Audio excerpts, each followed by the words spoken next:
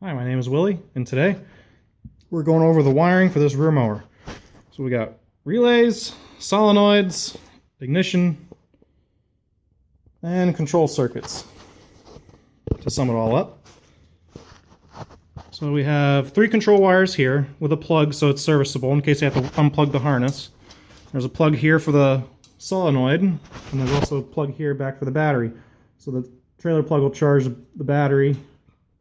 And now these are my 3 wires for my control circuit. Granted, these colors are a little bit off from what's run over here. So, starting with the 12 volts, we have our switch in the tractor. It's going to energize everything, which is going to be our positive 12 volts, which goes right here. Once that's hooked up, this light indicates our ignition and our power circuit is energized. So that's going to be this brown wire that comes in and does some leapfrogging. So this is our brown wire right here, comes in, jumps, and then goes out to the ignition. As well as there's a plug back here, in case you have to unplug the ignition to service something. And that's also backfed from the switch here. So in a case if we don't have a tractor hooked up with a trailer plug, we have this bypass switch that feeds ignition power, so the engine will just run off the battery.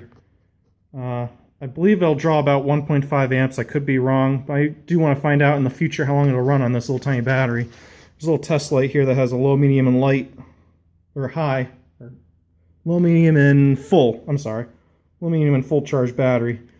So we'll see how long that holds up. Sorry about the light wash.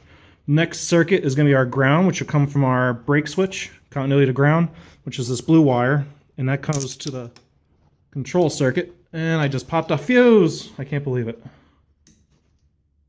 I should have turned that switch off. See? You gotta have safeties for everything. Hang on. Let me get another fuse. Okay, I'm not putting that fuse in just yet. Because I don't want to blow it again. Okay, so our next circuit is this ground control. Leapfrogs to all the control circuits on the relays. So if there's no ground, the relays don't activate. The next circuit is our reset circuit, which is going to be what retracts that. And it also has this intermediate relay, which activates the hold circuit, so this stays on.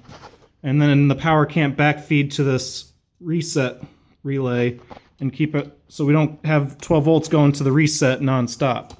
Okay, so now that's all straightened out. Next thing is once this relay closes, which these both close at the same time, this one closes and the 12 volts goes from here to this side, and that goes to our hold circuit to our solenoid. And the power will backfeed to the control circuit here to keep it closed, which keeps it held until you lose a ground. Okay, so let me get that fuse back in and I'll give you a quick test run of how it works. Okay, I feel like a moron because I can't believe I blew that fuse. I thought I had everything perfect for the video, and then I have that happen. Lesson learned. Okay, hang on. Okay, fuse is back in.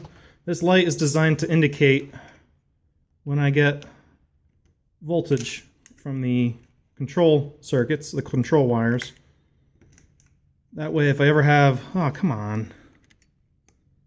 If I ever have a connection issue to the trailer plug on the tractor, I'll see this light up or not if I have power to the relays and the ignition. Okay, so that's going to hook up right here. See, now our relays are live and our ignition is live. The next circuit is going to be our ground right here. So that's going to represent the brake pedal being let off, in which case we don't have any control here yet. So now our control circuits all have grounds and our primary circuits all have power. So all we need is this intermittent right here, which is going to be a button on the dash to reset these relays and for that one to go into hold, just like this. Now it's retracted and holding. Now if we lose our ground from our brake pedal, I'll release and it'll come back down to idle. Now I do have to put a return spring in here because I was adjusting the governor and I had some problems with this thing retracting with all the spring tension on it, so that's why it's not springing back right now and this boot's loose. So I just got to put a return spring back in there. Okay, so the ignition will still be live, but it'll be down at idle. So we'll put the ground back to that, and we'll reset it. Just like that, and this thing holds. And I can shake the whole tractor by that thing. Not going anywhere. Or I'm sorry, not the tractor, the mower. In which case, if I decide there's a problem and I have to shut the ignition off, I'll pull the 12 volts and everything returns idle and the engine shuts off. So that's how that works. Now, yeah, that's pretty much everything for the wiring, so let's give her a test run. We'll use our bypass right here. Get all these out of the way. Don't need that. And don't need that, so let me get you guys set up and we'll give her a test run, see what she sounds like. So, oh, another thing I have to do is I got the bolts in back here on both sides. I have to lift this frame up and drill 1-inch holes for the front engine mount bolts so I can get the bolts in from the bottom and get a wrench on them.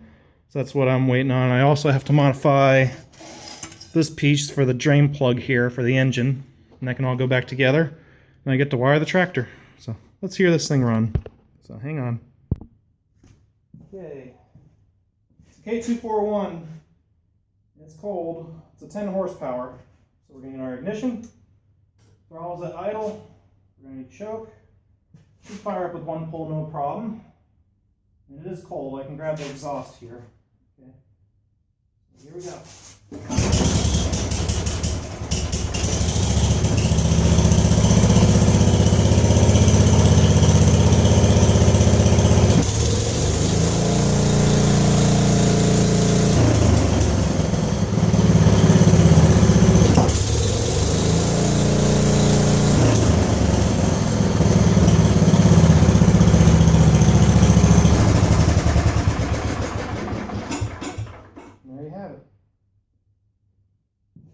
If you like the video, make sure you give me a thumbs up, and have a good day.